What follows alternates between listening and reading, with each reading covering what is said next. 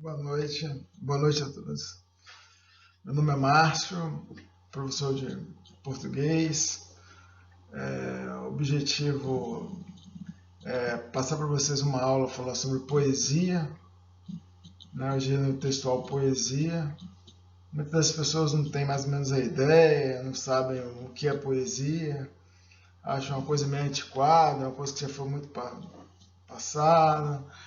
E também, nesse mundo cotidiano que a gente vive, né, ninguém tem tempo para ler, ninguém tem tempo para ouvir o próximo. Então, a gente vai fazer uma pausa agora, né, para entender, saber um pouquinho mais, né, do que é poesia. É muito gratificante estar aqui, né, participando dessa aula e compartilhando, né, informações para a gente crescer juntos, né, nesse aprendizado. Tá, então nós vamos iniciar agora, né, a nossa aula.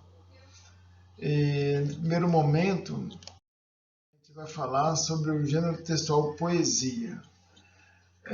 Poesia é o gênero literário caracterizado pela composição em versos estruturados de forma harmoniosa. E é bacana a gente falar porque, assim, o gênero literário é caracterizado em composição de versos. Tem que ser uma coisa harmoniosa, porque se você fizer um verso sem harmonia, sem sentido, não atrai, não chama atenção, não faz a interligação das palavras, da frase, entendeu? Então é mais essa harmonia. E outra coisa interessante de se falar nessa questão do gênero poesia, que é tudo aquilo que comove, sensibiliza, desperta sentimentos. É o que eu volto a falar, né, inicialmente, né? A poesia, ela surge como uma forma de você ter um pouco mais de sensibilidade, né? A pessoa se deixar levar pelo sentimento, olhar um pôr do sol, ver de uma forma diferente, né? Olhar uma flor, ver de uma forma também diferente.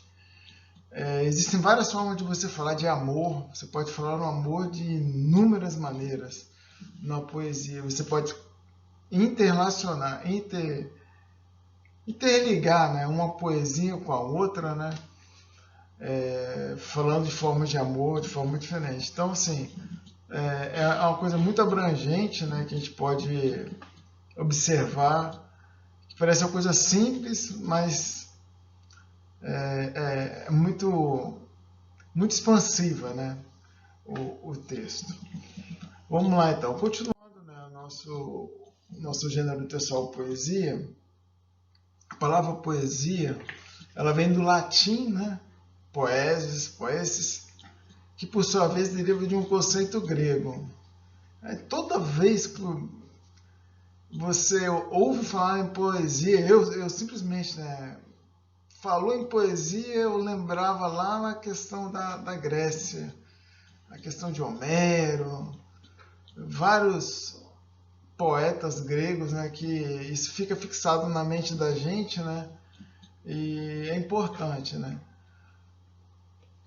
Embora seja difícil definir, né, a origem da palavra poesia, foram encontradas inscrições hieroglíficas egípcias, né, lá antes de Cristo, lá 2.600 anos antes de Cristo, consideradas como a primeira manifestação poética, né, que se tem do registro. Então, a poesia é aquela coisa que nós falamos no slide anterior, né? Tem que ser uma coisa harmoniosa, uma coisa que atrai, uma coisa que ligue palavras, que tenha melodia, para que possa, né, sair bonito. E na Grécia Antiga, o poema foi a forma predominante da literatura. Os três gêneros, né, são o lírico, o dramático e o épico. Eram escritos em forma de poesia. A narrativa, entretanto, foi tomando importância, ficando a poesia mais relacionada com o gênero lírico, né? Meu nome é Márcio Lírio. Eu sempre brinco, né, por causa do lírio. O lírio, não, pô, o meu lírio que gerou a poesia. Brincadeira, gente. Isso é só para descontrair, para a gente quebrar um pouco o clima da aula aqui. Mas por ser derivado da Grécia, né, esse estudo da poesia, vocês logo depois vão ver um pouco mais à frente, nos próximos slides, que vai estar mencionando a questão da poesia de uma forma de ser passada de forma falada, né? A poesia ela iniciou, né, de forma falada, né? Até porque muitas pessoas não tinham o acesso à escrita, à leitura. Então você falando fica mais fácil das pessoas gravarem na memória. Isso é interessante falar, tá? Porque hoje nós temos recursos, né, de estar várias formas de você, tanto da forma digital como na forma de livro, você consegue. Agora antes não tinha nada, então eram poucos, né, que tinham conhecimento e informação. Então é importante frisar esses aspectos, né, até para a gente dar valor e sentido ao estudo da poesia em si. Okay? Dando continuidade aqui, o próximo slide a gente fala sobre a questão da poesia. O que significa poesia? Né? É um texto poético, né, geralmente em verso, que faz parte do gênero literário denominado lírico. Ela combina palavras, significados e qualidades estéticas. Um pequeno adendo aí nessa questão das qualidades estéticas é na qualidade estética da sonoridade da palavra, né, da formação da frase, da forma que é feita a poesia. Então, é a combinação, né, das palavras, dos significados e das qualidades estéticas. As origens literárias da poesia apontam que ela nasceu para ser cantada, é o que eu mencionei anteriormente, né? Por isso a preocupação com a estética, a métrica e a rima. Então, por ser uma forma cantada, ela não pode ser descompassada. Ela tem que ser feita de uma forma que tem um certo alinhamento no compasso, na métrica, na rima, para que saia certinho.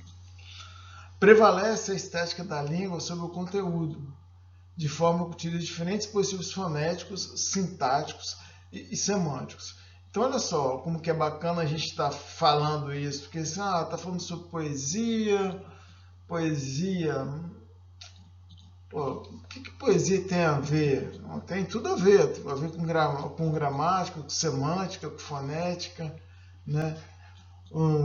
A parte sintática também da língua. Então, abrange tudo. Você simplesmente não está simplesmente falando, você simplesmente não está cantando, declamando a poesia. Tem uns verbos que são utilizados na poesia, a forma que se colocam na frase, essa parte estética, né, que faz com que a rima seja sincronizada, né, a métrica também seja bem elaborada. Então é uma forma da gente estar observando, né, esses aspectos. E até para facilitar na hora que você fazer uma análise, né, de uma poesia, né, então fica muito mais fácil. No gênero textual, né, nós temos que sempre citar, né, quem foram os precursores desse tipo de tema, né, que no nosso caso aqui é a poesia. Então, quais são os principais poetas da Grécia Antiga? De onde surgiu, né, a poesia? Então, nós temos Homero, né, um dos principais é Homero, Hesíodo, Pausânias, Ésquilo, Sófocles, Eurípides, Aristófanes e Platão. Tem muitos outros também que eu não vou citar, mas a gente colocou uma ênfase só para a gente fazer um alinhamento da época antiga, né, da Grécia Antiga. Selecionamos esses aqui só para a gente ter uma mesma ideia. E o retrato, né, de sempre ter uma pessoa à frente, né, do nosso da gravura, né? Uma pessoa à frente, várias pessoas cercando. Então, assim, aquela pessoa que é detentora do conhecimento, da palavra, aquela pessoa que sabe falar. Então, essa pessoa em volta, várias outras só ouvindo. Então, é o cara que está declamando a poesia e os outros acompanhando, né? O desenvolvimento, né? A atratividade que ele faz, o poder da oratória, né? A oralidade que ele tem para poder, né, passar a sua mensagem. Então é importante a gente frisar em figuras, né, a ideia de como que os poetas se colocavam para estar expressando seus sentimentos. Nós falamos agora anteriormente, né, que a poesia é aquela coisa de você estar expressando seus sentimentos, você está falando, você está tentando ligar uma coisa com a outra. Então é mais ou menos por aí.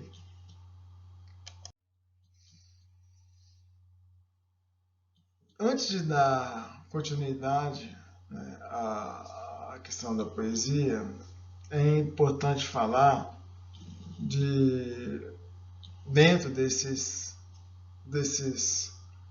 percussores, essas pessoas que iniciaram, né, falando a poesia, né, a questão da poesia é a questão do Homero. Vamos falar o nome do Homero. O Homero, né, a antiga Grécia do século 8 e 9 a.C., viveu o chamado período homérico, isto é, o período que sucedeu à fase arcaica, e o período das culturas de Creta e Micena. Isso é tudo na Grécia, né? Que a poesia já iniciou-se lá, né, do latim, como eu já falei.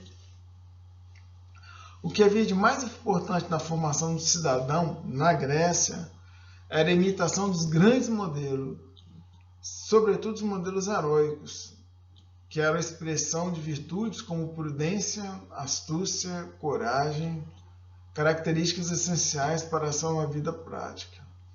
Então, assim, para que você consiga atrair, né, que as pessoas ouvissem a sua poesia, você sempre está intercalando com alguma coisa que fosse chamativa. E nessa época, né, essas virtudes que ele mencionou, a questão da prudência, da astúcia, da coragem, eram todas narradas de uma forma assim de atrair o público mesmo para ouvir, de ver, ouvir aquela, se deixar colocar, né, nesse envolvimento, né? E o papel do poeta, em especial, né, do organizador de uma epopeia, como foi o Homero, era crucial nesse contexto. Então, o Homero ele tinha a capacidade de fazer essas epopeias que, nos dias de hoje, a gente estuda isso e fica assim, meu Deus, como que esse cara teve capacidade de... Muitas pessoas, né, acham que o Homero não existiu, pode ser uma fábula, que não... Mas, assim, é muito contagiante, é muito gratificante você ver o tamanho da abrangência, né, dessas epopeias, né? A pedagogia grega ela desenvolveu um conjunto de aprendizado moral e psicológico, né, que derivava da gramática e da retórica. Isso é, duas disciplinas que tinham como atividade fundamental ouvir, ler, decorar versos das epopeias homéricas. Então, olha só, a gente tem que parar para fazer uma pausazinha, né, e entender um pouco melhor aqui essa questão da pedagogia grega, né, baseada, né, na questão das epopeias do Homero, principalmente na capacidade que eles mencionaram agora no finalzinho da frase, na capacidade de ouvir, de ler, de decorar versos das epopeias homéricas. Nós podemos citar, né, a Ilíada, né, principalmente na Guerra de Troia. Então são fatos de Guerra de Troia que são narrados, né, de forma poética. Isso aí, a Ilíada e a Odisseia são coisas que são gravadas e são estudadas até hoje e são como forma de exemplo, né, para a gente estar entendendo melhor, né, e desenvolvendo novos trabalhos em cima dessas duas epopeias. Vamos dar, continuando aqui, função social. Então, a poesia, ela tem uma função social, né? Dentre as diversas funções exercidas pela poesia está a função social.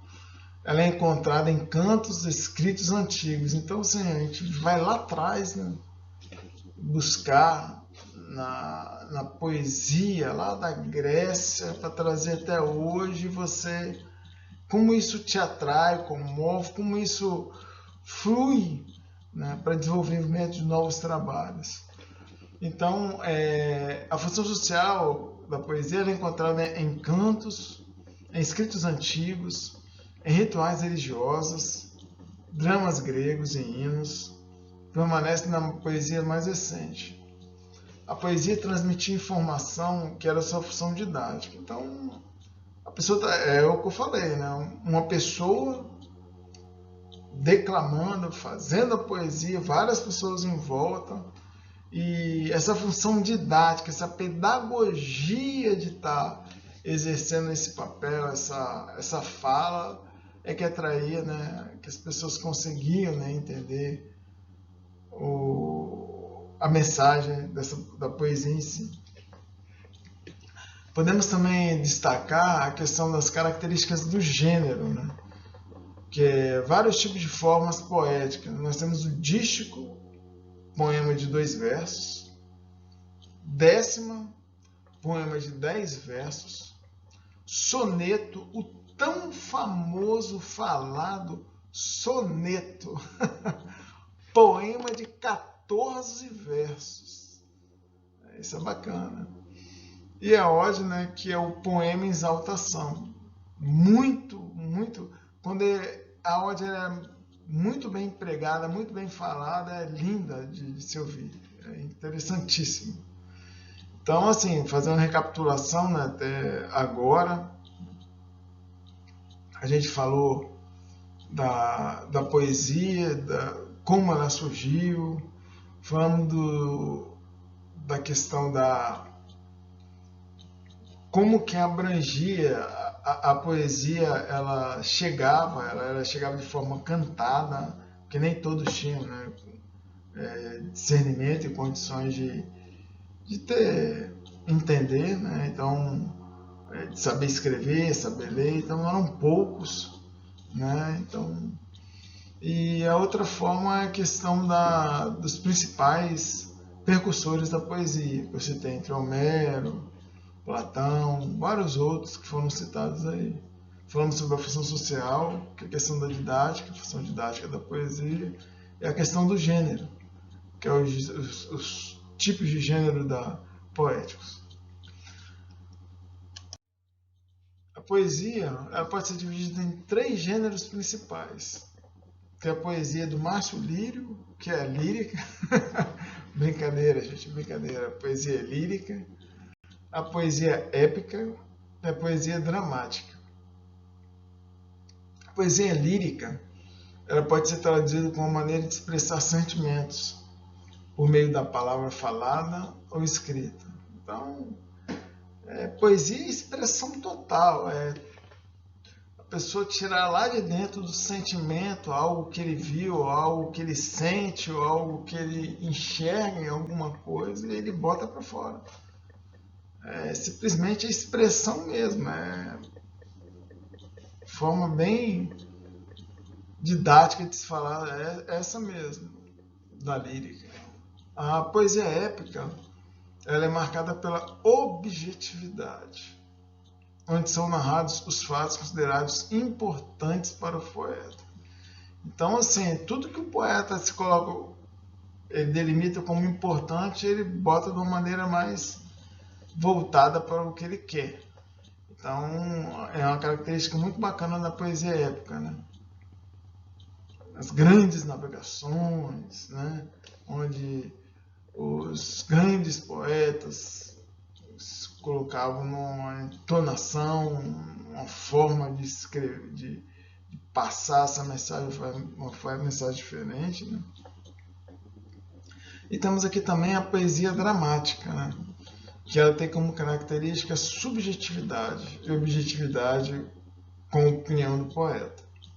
Então são três: a lírica, do Márcio Lírio, que expressa os sentimentos por meio de palavra falada e escrita; a época, que ela tem a característica marcada pela objetividade, onde são narrados os fatos considerados importantes para o poeta; e a poesia dramática tem como característica a subjetividade e objetividade com a opinião do poeta.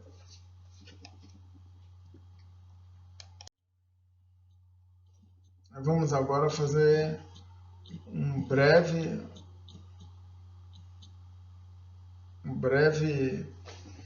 destaque, né, porque nós já falamos sobre os poetas gregos. É interessante falar agora dos principais poetas brasileiros, que estão entre os nomes mais respeitados na poesia do mundo. É interessante comentar nessa parte, quando a gente estuda até um pouco da literatura africana, você se depara, né, que muitos países como São Tomé, Moçambique, Angola, são países que têm uma influência da língua portuguesa, né, por serem de colonização portuguesa, né, sendo colonizado por Portugal. E em certos momentos, principalmente no momento de que esses países começaram a se emancipar, né, sai um pouco lá de Portugal, aí começa a sofrer várias influências. E em muitos deles, a literatura brasileira chegou lá na África, influenciando em vários momentos.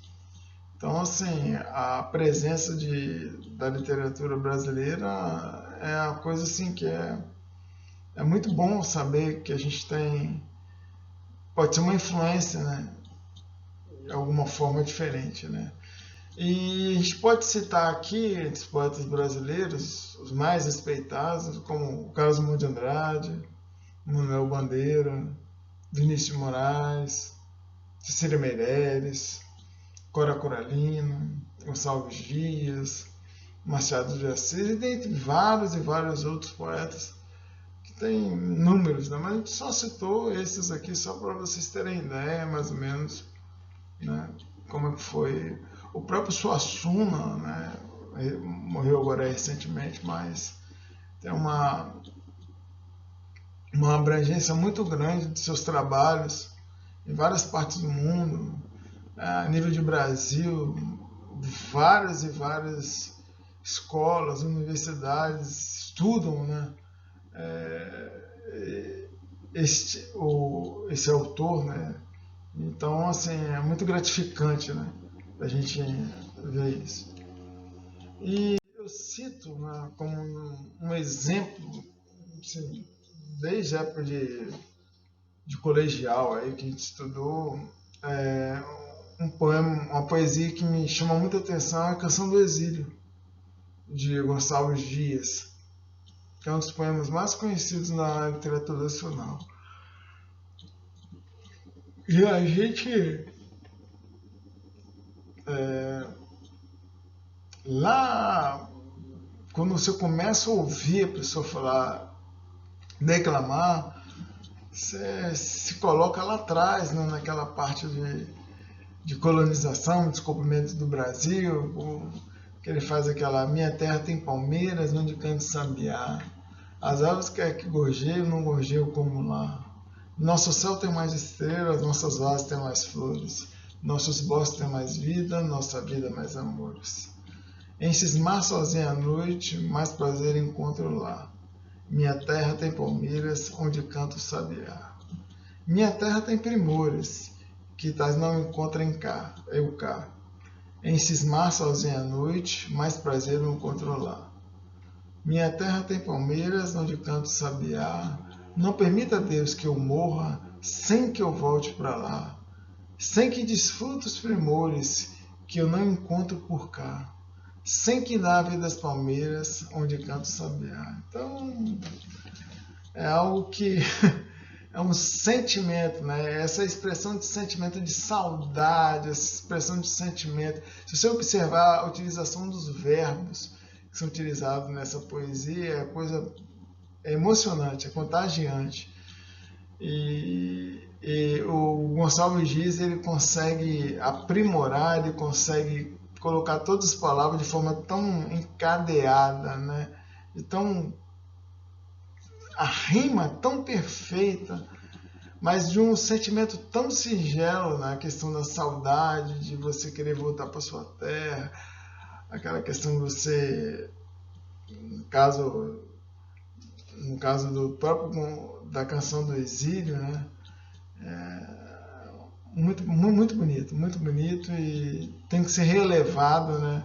Esse poeta aí, Gonçalves Dias, de grande expressão, que toda vez que eu escuto, eu leio esse poema, eu fico emocionado pela beleza, né?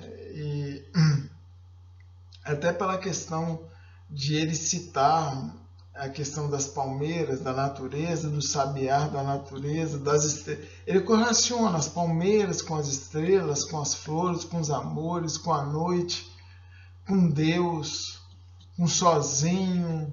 Então ele vai, esse enumerado de palavras, né? Essa sincronia, né? Que se encaixam perfeitamente. Então, de fato, a gente tem que elevar, né, esse poeta aí. O gênero textual poesia, ele para ser trabalhado tem que ser praticado.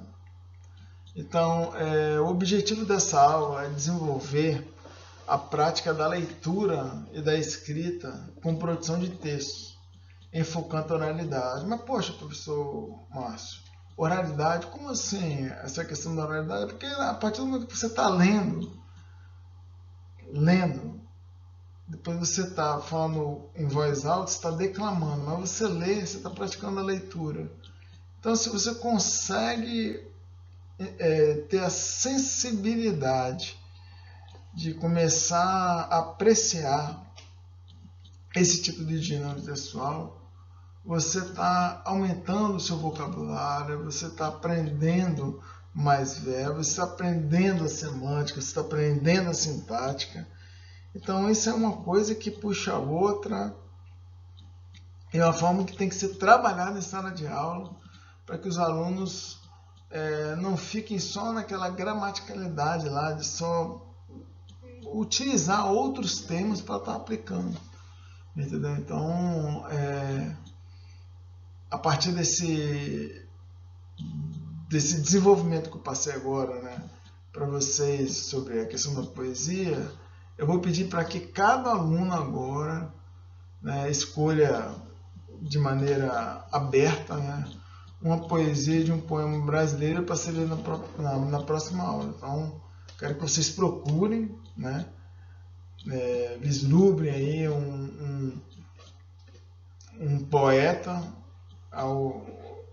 que chame sua atenção pelo tema ou pela forma de escrita, de rima, né? E a gente vai trazer na próxima aula para cada um ler o poema e a gente aqui discutir, né? Ver qual o tipo de poesia que foi falada, entendeu? E a gente olhar alguns aspectos para vocês já começarem a ter um pouquinho mais de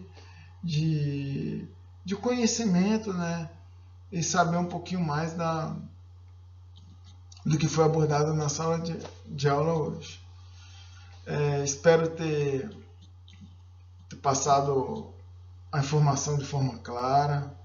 Se alguém tiver alguma dúvida, né, eu me coloco à disposição aqui para estar atendendo, né, algumas demandas, caso não entenderam. Professor, eu não entendi essa parte aqui da lírica, eu não entendi a dramática. Vocês fiquem à vontade, pode questionar, né? E se vocês quiserem que eu passe alguma referência para vocês estarem procurando as poesias, na própria biblioteca tem livros de poesia à disposição. Então vocês podem. É importante, tá, vocês estarem já começando a trabalhar isso aí para a gente, nas próximas aulas, que é um encadeamento, né? Uma coisa colecionar, é uma sequência didática que a gente vai estar aplicando para vocês e para vocês absorverem melhor, né? Os nossos a ementa que foi passada para passar para vocês. Tá? Fique à vontade agora. Eu aguardo aí se alguém precisa de alguma informação. Tá tudo tranquilo? Então a gente encerra a aula por aqui, tá? E agradeço a atenção de todos. Ok? Até mais.